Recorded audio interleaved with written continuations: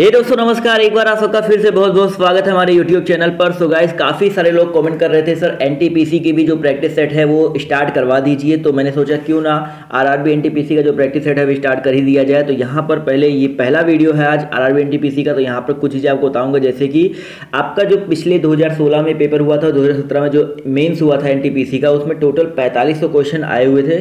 सारे शिफ्टों को मिला करके देखा जाए तो टोटल 4500 क्वेश्चन आए थे 44 पालियों को, 44 शिफ्टों को मिला करके। और 4500 क्वेश्चन में अगर हम बात करते हैं सामान्य अध्ययन की, तो उसका जो ये भाग है वो आपके सामने ये है कि कुछ इस तरह से क्वेश्चन आए थे सामान्य अध्ययन से। सामान्य अध्ययन से अगर देखा जाए तो टोटल 1819 प्रश्न आए थे, उसमें से कुछ क्वेश्चन रिपीट हुए थे। तो रिपीटेड क्वेश्चन को मिला करके 1914 प्रश्न आए हुए थे।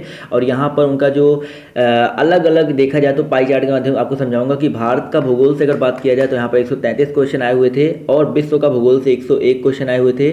217 क्वेश्चन इतिहास से आए थे, सामान्य विज्ञान से 617 क्वेश्चन, राज्य व्यवस्था से 123 क्वेश्चन, सामान्य ज्ञान और खेल से 502 क्वेश्चन, और अर्थव्यवस्था से आपके 76 क्वेश्चन। यानी कि देखा जाए तो आपका खेल कूद, सामान्य ज्ञान यानी कि विविध से, और सामान्य विज्ञान से, यहाँ से सबसे ज़्यादा क्वेश्चन आपके पूछे जाते हैं। तो अब आपको जो सारी तैयारी है आपको हमारे चैनल पर करवाई जाएगी। तो अब मैं स्टार्ट कर रहा हूँ आपके किससे, आप स्टार्ट कर रहा हूँ इतिहास से।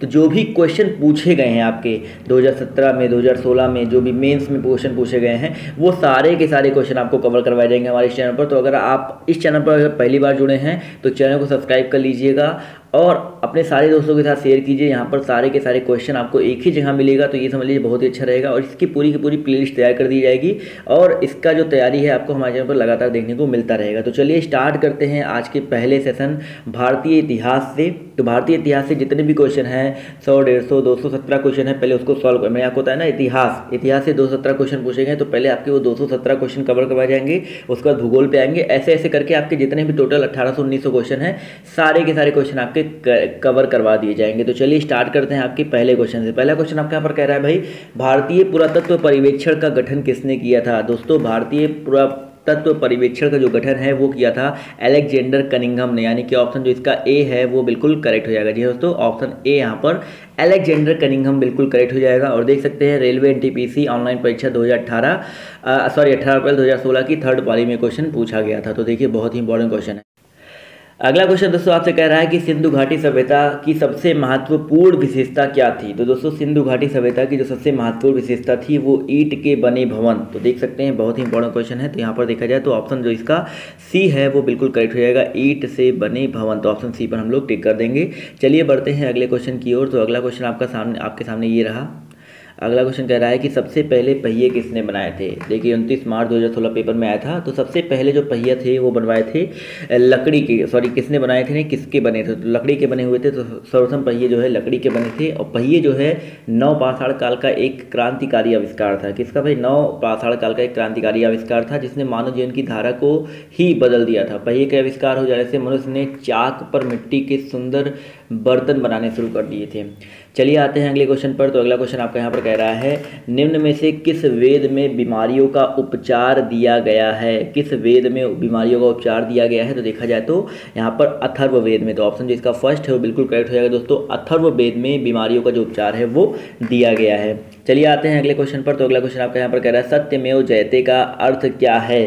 तो दोस्तों, सत्यमेव जयते का जो अर्थ होता है वो क्या होता है, सत्यमेव जयते का अर्थ होता है सत्य की ही विजय होती है। यानी कि ऑप्शन जो इसका फर्स्ट है वो बिल्कुल करेक्ट हो जाएगा। अब देखिए सत्यमेव जयते है तो इसके बारे में जान लो कि सत्यमेव जयते जो शब्द है वो मुंडकोपनिषद से लिया गया है, जिसका अर्थ होता है सत्य की ही विजय होती है। और ये भारत की राज चिन्ह पर भी अंकित है। और आपको ये ज्ञात होना चाहिए कि भारत का जो राज चिन्ह है वो कौन सा है, मौर्य सम्राट अशोक महान द्वारा सारनाथ में स्थापित सिंह स्तंभ से लिया गया है। और भारत सरकार द्वारा यह जो चिन्ह है 26 जनवरी 1950 ईस्वी को अपनाया गया था। तो ये सारी इंपॉर्टेंट पॉइंट्स आपको याद रखना है। चलिए आते हैं अगले क्वेश्चन पर। तो अगला क्वेश्चन कह रहा है, भारत का राष्ट्रीय आदर्श वाक्य सत्यमेव जयते अर्थात सत्य की हमेशा विजय होती है किस प्राचीन भारतीय शास्त्र से उद्धृत एक मंत्र है। तो यहाँ पर देखा जाए तो अभी मैंने आपको बताया कहाँ से है, मुंडकोपनिषद। तो ऑप्शन जिसका बी है करेक्ट रहेगा। उसकी सारी डिटेल्स मैंने आपको लास्ट वाले वीडियो में, लास्ट वाले क्वेश्चन में आपको कवर करवा दी थी। अगला क्वेश्चन आपका यहाँ पर कह रहा है कि भारत का राष्ट्रीय आदर्श वाक्य क्या है। तो अभी मैंने आपको बताया भारत का जो राष्ट्रीय आदर्श वाक्य है वो आपका सत्यमेव जयते ही है। तो यहाँ पर देखा जाए तो ऑप्शन जो ए है वो बिल्कुल करेक्ट हो जाएगा। जी हाँ हाँ, तो काफ़ी सारे क्वेश्चन रिपीट भी एक ही तरह के थे। यहाँ पर देखिए 7 अप्रैल में आया था, इसके पहले वाला जो पेपर जो आपका ये वाला क्वेश्चन था, देखिए ये वाला क्वेश्चन जो आपका आया था कि सत्यमेव जयते का अर्थ क्या होता है, ये 3 अप्रैल वाले में आया था। तो दोनों रिलेटेड ही हैं, समझ लीजिए। तो चलिए आते हैं अगले क्वेश्चन पर। तो अगला क्वेश्चन आपका यहाँ पर कह रहा है, महाभारत में उल्लिखित कुरुक्षेत्र नामक प्रसिद्ध युद्ध क्षेत्र किसके निकट स्थित है। बहुत ही इंपॉर्टेंट क्वेश्चन है। तो महाभारत में स्थित जो कुरुक्षेत्र नामक प्रसिद्ध युद्ध क्षेत्र है वो आपका अंबाला शहर के निकट है। कहाँ के निकट है भाई, अंबाला शहर के निकट है, और ये आपका हरियाणा में स्थित है, आप सबको पता है। तो ऑप्शन जो इसका डी है वो बिल्कुल करेक्ट हो जाएगा। हरियाणा के उत्तर में स्थित ये अंबाला यमुना नगर, करनाल और कैथल से घिरा हुआ है। किससे किससे भाई, अंबाला शहर से घिरा हुआ है, यमुना नगर से, करनाल और कैथल से घिरा हुआ है। और यहीं महाभारत की लड़ाई हुई थी, और भगवान कृष्ण ने अर्जुन को गीता का उपदेश भी यहीं पर ज्योतिसर नामक स्थान पर दिया था। ये ज्योतिसर याद रखिएगा, ये भी बहुत इंपॉर्टेंट है।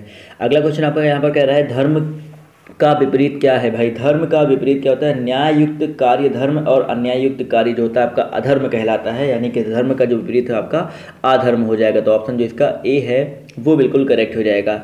चलिए आते हैं अगले क्वेश्चन पर। तो अगला क्वेश्चन कह रहा है, त्रिरत्न की अवधारणा किससे संबंधित है। दोस्तों त्रिरत्न की जो अवधारणा है ये बौद्ध धर्म और जैन धर्म से रिलेटेड क्वेश्चन है। तो त्रिधर्म की जो अवधारणा है वो बेसिकली आपकी देखा जाए तो आपका जैन धर्म से, याद रखिएगा जैन धर्म के अनुसार ही त्रिधर्म की अवधारणा आई है। तो ऑप्शन जो इसका बी है वो यहाँ पर बिल्कुल करेक्ट हो जाएगा। और देख सकते हैं 31 मार्च 2016 की सेकंड पारी में क्वेश्चन एनटीपीसी में पूछा गया था।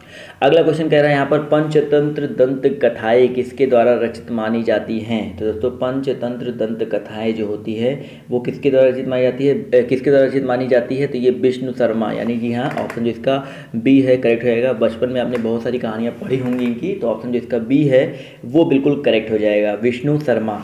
चलिए आते हैं अगले क्वेश्चन पर। तो अगला क्वेश्चन आपका यहाँ पर क्या कह रहा है, भारत का सबसे बड़ा तथा दुनिया का दूसरा सबसे बड़ा मठ तवांग मठ कहाँ स्थित है। तो याद रखिएगा भारत का सबसे बड़ा मठ तवांग मठ, और दुनिया का दूसरा सबसे बड़ा जो मठ है तवांग मठ, ये आपका स्थित है अरुणाचल प्रदेश में। कहाँ पे स्थित दोस्तों, अरुणाचल प्रदेश में स्थित है। तो ऑप्शन जो इसका सी है अरुणाचल प्रदेश, ये बिल्कुल करेक्ट हो जाएगा। जी हाँ दोस्तों, तवांग जो मठ है इसका निर्माण मेराक लामा लोड्रे ग्यातसो, क्या भाई, मेराक लामा लोड्रे ग्यातसो ने 1680-81 ईस्वी में करवाया था। और तवांग मठ जो है एक पहाड़ी पर बना हुआ है, और पूरे देश में यह अपने प्रकार का एक अकेला बौद्ध मठ है, और तवांग मठ एशिया का सबसे बड़ा बौद्ध मठ है।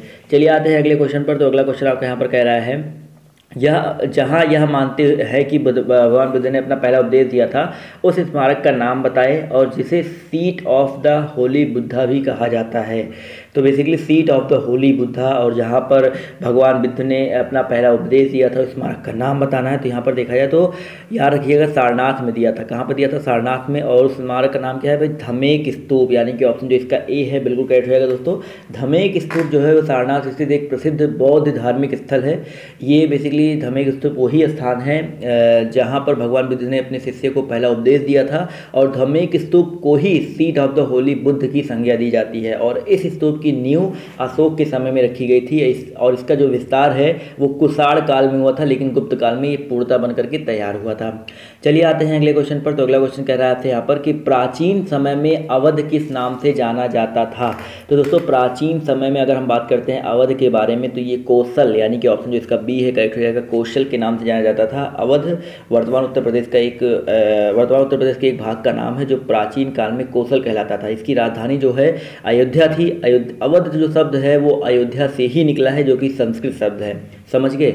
चलिए आते हैं अगले क्वेश्चन पर। तो अगला क्वेश्चन आपका यहाँ पर कह रहा है, सम्राट अशोक किसके पुत्र थे। भाई देखिए बहुत ज़्यादा टफ लेवल क्वेश्चन नहीं आ रहा है, कुछ नॉर्मल भी है कुछ अच्छे भी हैं। अभी आपको धीरे धीरे जब सारे क्वेश्चन कवर हो जाएंगे तो आपको कंप्लीट हो जाएगा। तो सम्राट अशोक किसके पुत्र थे, सम्राट अशोक दोस्तों पुत्र थे बिंदुसार के, यानी कि ऑप्शन जो इसका बी है ये बिल्कुल करेक्ट हो जाएगा। जी हाँ तो चंद्रगुप्त मौर्य का पौत्र था और बिंदुसार के पुत्र थे।